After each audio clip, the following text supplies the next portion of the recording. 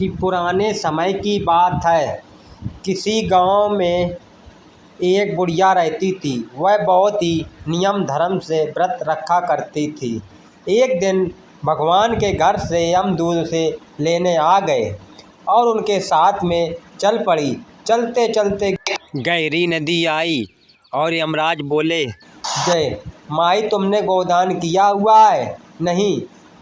बुढ़िया ने उनकी बात सुनकर मन में श्रद्धा से गाय को ध्यान किया और वह उनके समक्ष आ गई। बुढ़िया इस गाय की पूंछ पकड़कर नदी पार कर गई। वहीं बीचों के साथ फिर आगे बढ़ी। काले कुत्ते आ गए। यमदूत बोले, खुद को दान किया है क्या? नहीं। बुढ़िया ने मन में कुत्तों को ध्यान किया तो रास्ते से हट गए। अब फिर से आगे बढ़ी तो रास्ते में उसके सिर पर कौओं ने चोंच मारना शुरू कर दिया। यमदूत बोले, माई, ब्राह्मण की बेटी के सिर में तेल लगाया था। बुढ़िया ने ब्राह्मण की बेटी को ध्यान किया तो कौवे ने चोंच मारना बंद कर दिया। कुछ आगे बढ़े तो बुढ़िया के सिर में कांटे चुभने लगे। यमदूत फिर से बोले, माई, किसी को दान किया था? बुढ़िया ने ध्यान किया तो उनके पैरों में कांटे लगना बंद हो गए।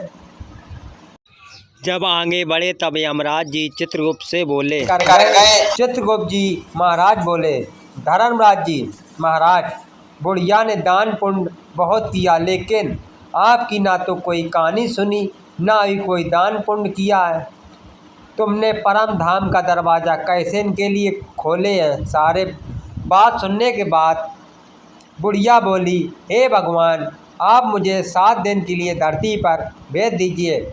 मैं धर्मराज जी महाराज का व्रत रखूँगी, उनका ध्यान करूँगी और वापस धरती पर अपने गांव आ जाती है। गांव आने पर उसे सब भूतनी समझकर अपना दरवाज़ा बंद कर लेते हैं। तब वह अपने घर गई तो बेटा वह ने अपना दरवाज़ा बंद कर लिया।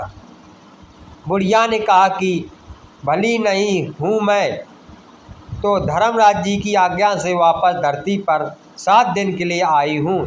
इन दिनों में मैं धर्मराज जी का व्रत करूँगी और उनका उद्यापन करके हम लोग आप चली जाऊँगी। बुढ़िया की बात सुनकर आश्चर्यचकित होकर बेटे बहू ने उनके लिए पूजा सामग्री का इंतज़ार कर दिया। लेकिन जब बुढ़िया कहानी कहती तो वह मुकड़ जाते बढ़ते। इससे बुढ़िया फिर अपने पड़ोसन की कहानी सुनाती थी और वह कर आरती 7 दिन की पूजा व्रत उद्यापन किया। धर्मराज जी ने दुनिया के लिए विमान भेजा। स्वर्ग का विमान देखकर उसके बेटा बहू के साथ सारे गांव वाले स्वर्ग जाने के लिए तैयार हो जाते हैं।